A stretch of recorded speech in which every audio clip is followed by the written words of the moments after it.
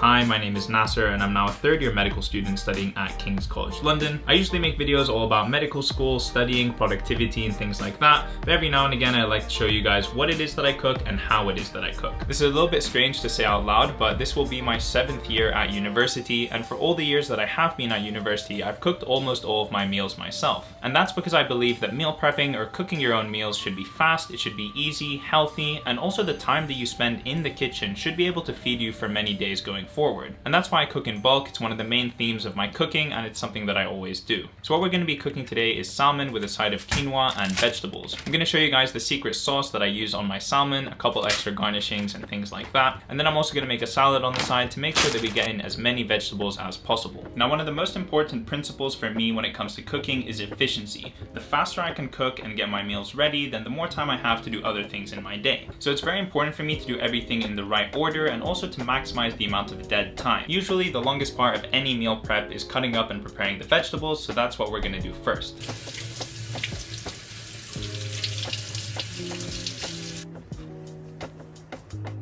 Now usually the vegetables have a little bit of prep to do. You need to cut them into smaller pieces or cut off the stalks and things like that. But the ones that I've bought today are already ready, so I can skip that step. Now for broccoli and asparagus specifically, you want to cook them slowly over time because they tend to be quite a hard vegetable, and so it's better to cook them slowly rather than fry them really quickly. Usually I use olive oil to cook just about everything in the house, but recently I've discovered that if I cook the asparagus or broccoli with butter, it actually tastes so much better. Now as far as oil or butter in order to fry your vegetables, you guys can add as much as you want. Obviously the more you add, the less healthy your dish is going to become, but it's up to you and you guys can find a personal balance that you enjoy. So I'm going to turn on the heat to something fairly low, like a 4 or 5 out of 10, so I can slowly cook these guys over time. Now, in the meantime, I'm going to start preparing the salmon. Because I've started to cook the vegetables and now I'm going to prepare the salmon, I know that I'm going to need to put the salmon in the oven fairly soon, so I'm going to start heating it up as well. So the oven settings that I use is I just turn this dial here to the one with a fan. Basically, I just want the heat to come from everywhere, not only from the top or the bottom. And then I turn the temperature to 180 degrees, and that's usually good enough. All right, so as you can see, the butter has started to melt now. I can move that around evenly along the base of this big pan. And basically, I just want to lay everything down to hopefully get as much surface area with the pan as possible. Obviously, you can't do that if you're cooking as many vegetables as I am, but that's okay. I'll rotate them and flip them as we go along. Now because not all the vegetables are touching the bottom of the pan, I'm going to add a little more butter over the top that I'm eventually going to mix in once it heats up, and that way I can hopefully evenly get everything to cook. Alright, now let me show you guys how it is that I cook the salmon. So like I said before, the salmon is going to get cooked in the oven, and the way that we do that is we build these little boats out of aluminium foil to put the salmon in, and then we can drizzle on all the sauce that we want. So I'm going to try to make the boats big enough to fit 2 pieces of salmon at a time. Now Alexia is actually the one who taught me how to do this. Don't ask me what the method is. She makes them much better than me, but I'm just going to do my very best.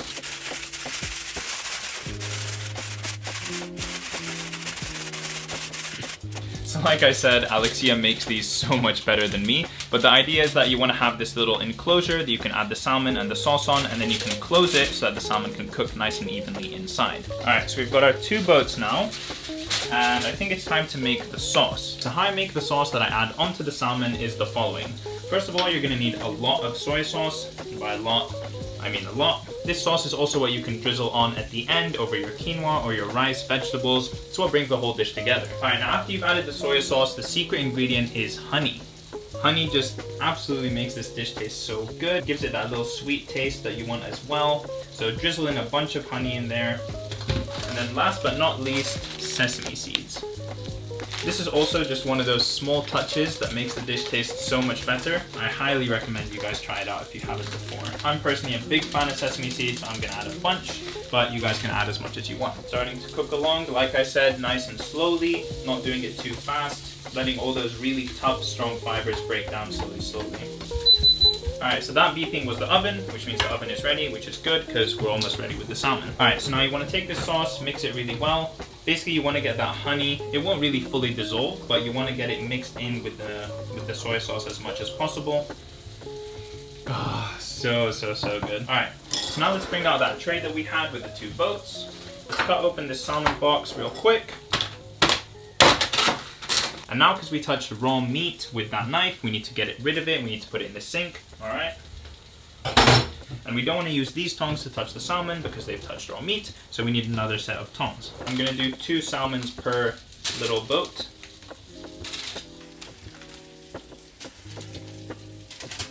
It's important to keep moving the asparagus and the broccoli around just to make sure that it doesn't like get burned or stuck to the bottom of the pan.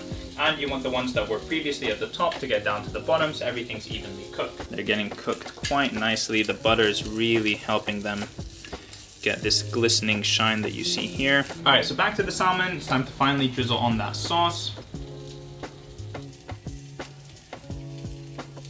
Now I like to make sure that I get the sauce actually on the salmon meat, not only on the skin or on the bottom. So once I make sure I've gotten enough sauce on top of the actual salmon, I'll just take the rest of the sauce and split it between the 2 boats. Now because we're cooking in these boats, because it's closed, all that evaporation is going to help steam it, and it's going to taste a lot better than if we were just frying it. And of course it's healthier because you're not using oils and things like that. Alright, so now let's close these boats, give them a good seal, well, as best as we can anyway. So since we know the oven is ready to go, we can just throw them straight in.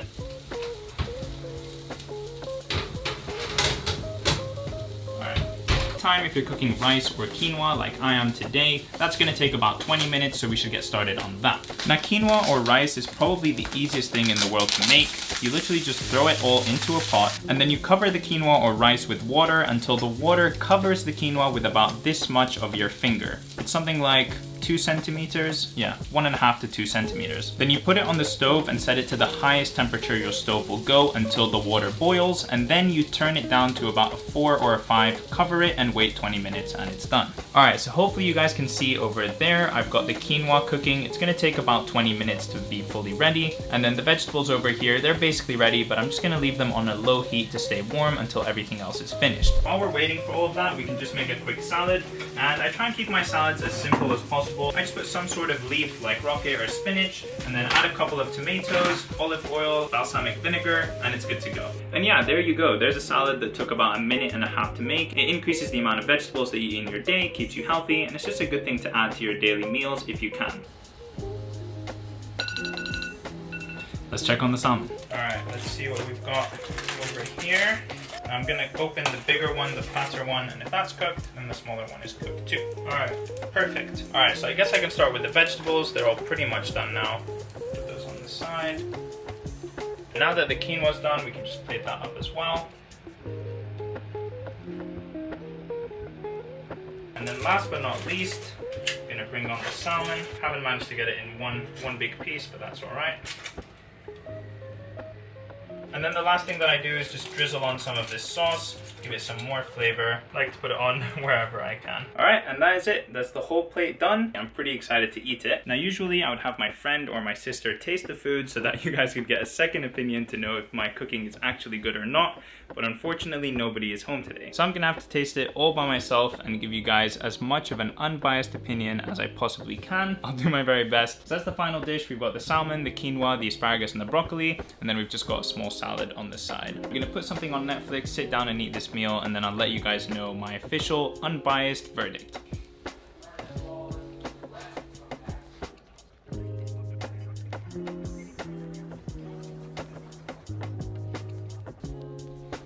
All right, guys, let me tell you for real. All right, the salmon, the soy sauce, the honey, the sesame seeds, honestly, very, very, very good. This is one of my favorite dishes that I make. Then the broccoli and the asparagus, I wish I'd cooked it at a slightly higher temperature, so going back, I would probably cook it at about a 6, just so it gets a little bit more tender, but being cooked in the butter made it taste really, really good as well. Of course, you can use olive oil if that's what you prefer. And then the quinoa, pretty standard. I like to use tricolor quinoa because I think it adds a little bit more flavor and texture to the dish, but you can use rice or any other quinoa that you want. Then when I drizzled the sauce on top of everything, I think that's what tied it all together. Personally, I really like the dish. I wish I had one of you guys try it, honestly. Just so we're gonna be cooking chicken with potatoes and a ton of vegetables all in the oven. It's gonna be a really easy and quick meal to do, so follow me along and I hope you guys enjoy. So most of the time for cooking this meal is gonna be in the prep of cutting up the vegetables and cutting up the potatoes, so let's get started with that. All right, so for the vegetables today, we're gonna be doing a lot of broccoli. It's one of my favorite vegetables, highly nutritious, has a good crunchy texture. We're also gonna be cutting up some bell peppers, so I like to use all the colors, yellow, red, and then also green, a little bit of asparagus as well, and then finally slice up a lemon just to give it that extra zest. At this point, I'm gonna take the chicken thighs out of the fridge. They've been defrosting for quite some time now. The last vegetable we're gonna need is some onion.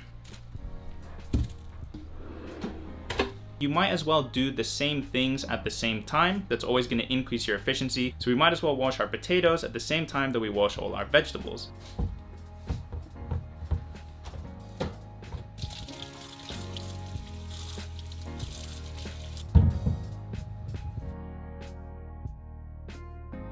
So here on the Karma Medic channel, I like to promote efficiency as much as I can. So we're gonna use the least amount of utensils as possible, the least amount of cooking things as possible. I'm gonna prepare all of my pans, throw in some baking paper. Now it's time to cut up the vegetables. All right, so let's start off with the broccoli. This is probably the easiest vegetable to take care of because once you've washed it, all you have to do is break off the stems and they're basically ready to go.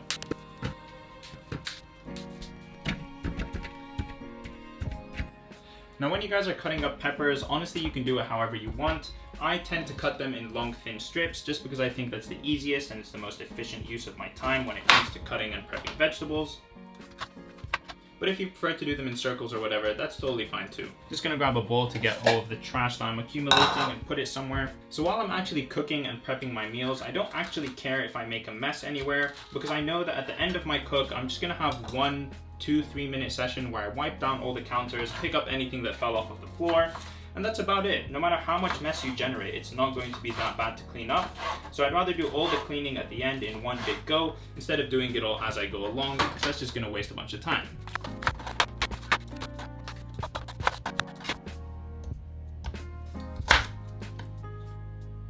So now it's time to move on to cutting up the onions, and a surprising amount of people don't know this, but if you just chew a piece of gum while cutting up your onions, it's going to prevent you from crying.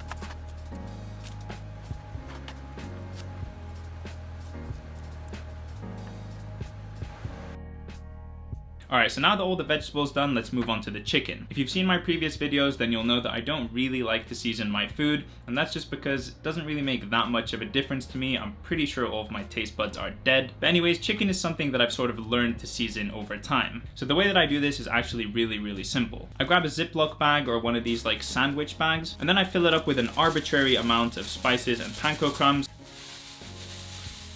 I really like these, so I'm gonna put a lot. Mix it about until you have it all nice and mixed. All right, that looks pretty good to me. And now I'm gonna have a designated dirty hand in order to touch all of the chicken and a designated clean hand to do everything else. So I'm gonna open up my bag with spices, take my chicken thigh and literally just throw it in there.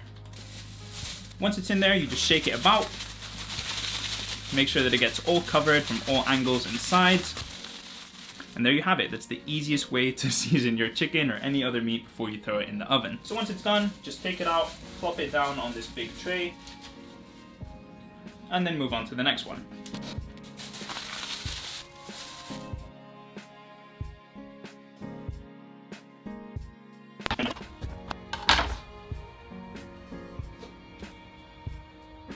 And since the potatoes take longer to cook than the chicken and the vegetables, I'm gonna put those in first for about an extra 10 to 15 minutes and then add the rest of the trays. Now, because I want my potatoes to come out as crispy and crunchy as possible, I'm gonna try and cut them in thin slices so that they can get cooked really well. But of course you can cut them up in cubes or fat circles or whatever it is that you want.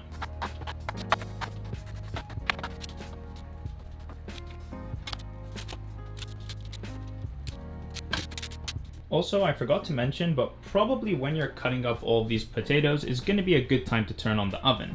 I set the temperature to 180 degrees. That's sort of the standard temperature that you want to be cooking chicken at for about 25 to 30 minutes. And so while this heats up right now, I'm going to season all of these potatoes and fix my chicken tray. So for these potatoes, just like everything else that I do, I try and keep it as simple as possible. The easier and simpler it is, the more likely I am to do it, and the faster I'm going to get done with the cooking part of this process. So the only thing I do for my potatoes usually is I put olive oil, pepper, and salt. You can also put on paprika or whatever else that you want. That's something that we do sometimes. I just take the olive oil and I drizzle it across in these sort of diagonal lines. Very easy, very quick. And this sort of helps the potatoes get their like sizzle on when they're in the oven. And then just a row of salting. I personally don't use salt in my food almost ever, but because my sister eats a bunch of these meals as well, and she definitely loves her salt, I have to put it on. then a quick round of pepper as well. So ideally you want to put these potato trays in about 10 to 15 minutes before the chicken trays, and that way they can get well sizzled and well crunchy as we want them, but ideally you want to flip them halfway through. Anyway, you heard the oven beep, it's time to put these in.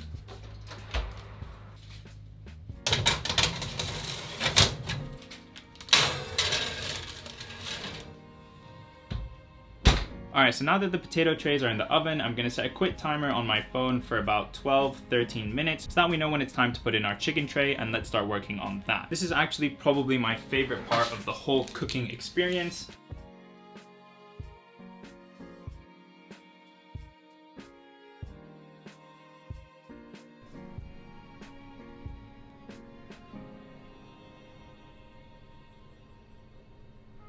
So yeah guys, that's basically it. That is the whole tray. Everything is on there, all the vegetables, all the chicken. And now it's time to put it in the oven.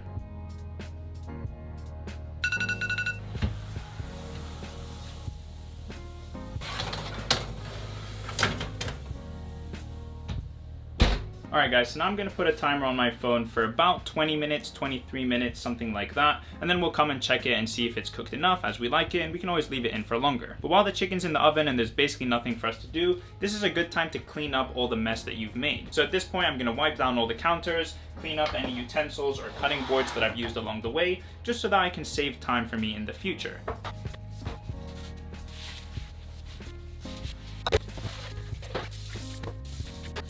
So you see, it's actually really easy. The main cleaning up that you have to do with a cook like this is those big trays. And yeah, that's gonna take me about 5 to 7 minutes later over here, getting rid of the grease and everything, but it's minimal cleanup for the amount of food that we're making. All right guys, so the timer's gone off and it's time to check on the food. A lot of smoke is gonna come out, so I might have to fan the fire alarm, but let's see. Oh, potatoes look really, really good. All right, so look at that. Perfectly crisp golden brown potatoes. Yum, yum, yum, yum, yum. Second tray is looking good too. Maybe these ones here. So, and then last but not least, that chicken tray. Oh, yum, yum, yum, yum, yum, yum. Is it foggy? Yeah. So before I decide everything's ready and I start putting it into Tupperwares, I'm just gonna test one of the chickens to see if it's cooked all the way through. And the way you do this is you cut the fattest chicken, the one that's the thickest. If that's cooked, then everything else is cooked. So let's see what we can find here. This chicken looks quite big. Just gonna cut down right through. Look at all that juicy goodness. Oh, yummy, yummy, yummy. All right. So it looks perfectly cooked. Now we can start putting it into Tupperware so that we can portion it out for the rest of the week. So we've got a bunch of Tupperwares. I'm gonna start by taking one piece of chicken and putting it in each.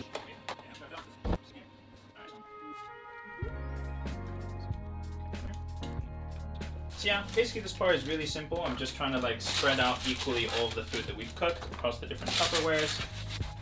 Yeah.